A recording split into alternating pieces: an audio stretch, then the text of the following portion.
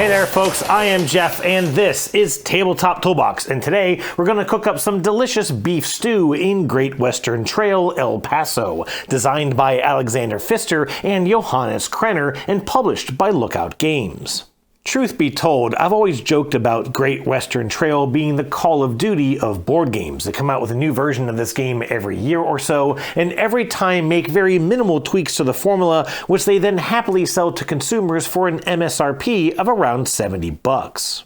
So with that in mind, you could simply refer to this as Great Western Trail 5, but considering my personal analogy, I'd have to say that El Paso represents an 8-bit retro version of the original game. The best way to explain this actually requires me to start here with Great Western Trail 2, the second edition. Now, inside this box are over 450 pieces, just enough for 4 players. And in GWT 2, players will be moving along this pathway, allegedly through Texas, on their way to Kansas City, where they'll hopefully arrive with a handful of different valued cattle ready to sell to market. In a vein similar to deck building, players start with a basic deck of low-valued cattle and will not only be acquiring more cattle throughout the game, but will also be looking to shed their deck, or at least their hand, of any duplicate cattle, as only one of each cattle type is scored at Kansas City. They can shed cards as well as taking other actions at common buildings along the path, or can even build their own buildings which grant more powerful actions to their owner.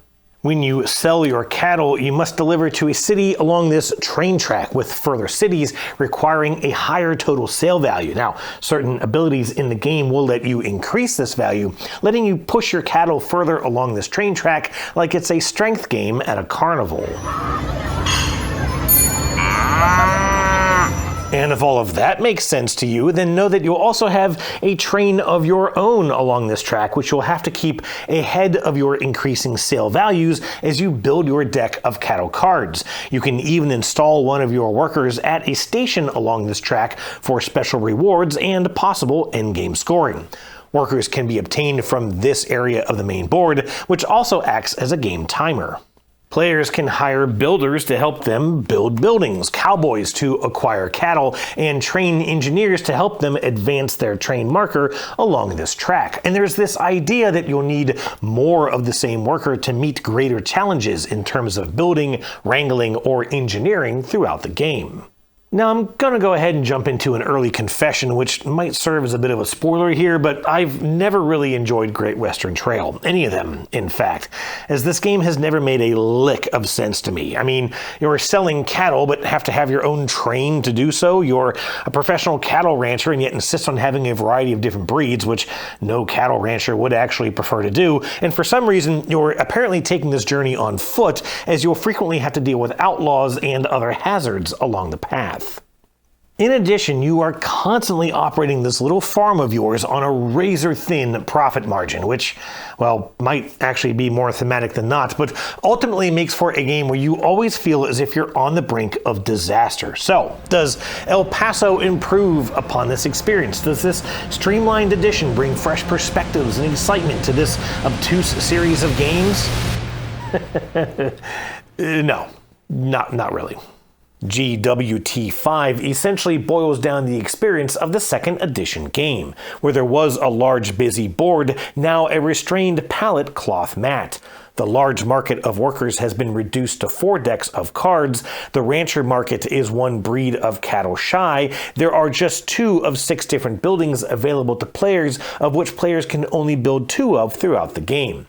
Instead of a train to advance, players will simply trigger actions on these 4 train cards. And while the Simmental cows return from their variant in the second edition, they don't upgrade throughout the game and are worth 0 points.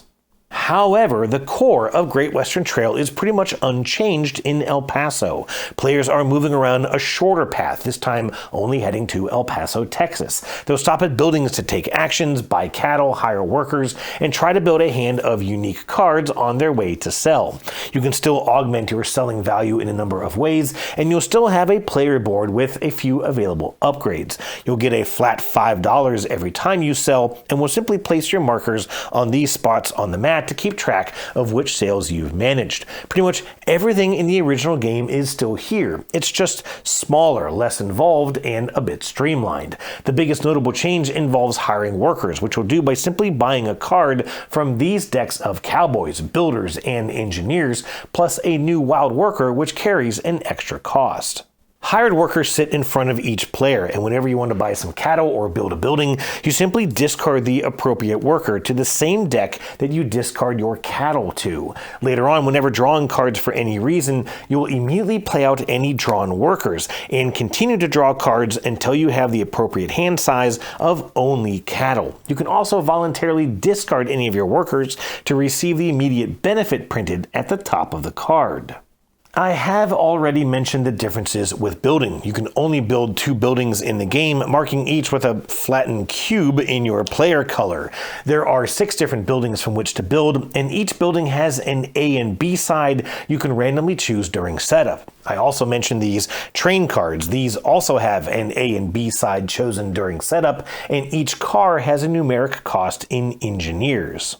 Whenever taking the train action, you'll discard a number of engineers and/or wild workers to trigger all the actions on the car corresponding to the number of workers and the cost spent. These will provide rewards and possibly endgame scoring opportunities, somewhat similar to the objective and station master tiles from the original game.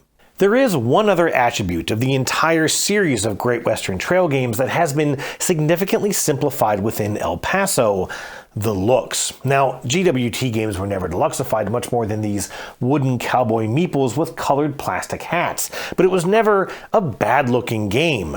At least until now. Let me start first with this cloth mat, which clearly isn't as vibrant as the usual boards of Great Western Trail. Now, this isn't a new component from Lookout Games. Their earlier titles, Mandala and Patterns, also used a similar mat. Now, those are specifically short 2-player games, and neither of them have the smaller tokens like these scoring markers, which go right in the middle of the mat where you're likely to be dealing with a fold in the cloth. Then there are these little markers. I was actually quite confused as I saw these depicted in the rulebook, but I didn't see cubes or discs in the box, only to realize that they are cardboard markers printed to look 3-dimensional. Now, you might think, even as I did, that maybe these are that much cheaper than using painted wooden components, but then you've got to ask why they went with these giant wooden cowboy meeples, which surely consumed any cost savings from these shoddy-looking markers. I mean, these things are so comically oversized that you can't even place 2 of them onto a single map location without reenacting a scene from Brokeback Mountain. And these giant wooden figures look even more disproportionate when you compare them to the tiny text present on a lot of these tiles. Sitting at a game table, even in decent lighting, we often misread the values earned or spent at some of these locations. Besides the questionable reduction in component quality and poorly sized fonts, this deconstruction of Great Western Trail does present some other unique shifts from the core game. First off, while I thought I would like the simplicity of the new worker cards, the problem arises when you draw a perfect hand of unique cattle early in a lap around the board. Having a good hand of cards means you're less likely to cycle through your deck, which means you're less likely to flush out worker cards, which means you're fairly unlikely to get anything done in your next few turns of the game. On the other hand, El Paso is far less random than previous titles. Workers never become unavailable, their costs never fluctuate, and you'll never have a glut of a particular type of cattle on the market. Now, for me personally, neither of these are enough reason for me to prefer one version of the game over another, but that actually brings me to a broader topic, determining just who exactly this particular game is for. The first time I played this with some experienced players of GWT, Too Great, Too Western, we sat there afterwards discussing just that question. If, like me, you never found much joy in Great Western Trail, El Paso certainly isn't going to change your mind. If you are a big fan of the previous games, you might be put off by this dumbing down of the game's mechanisms and ideas.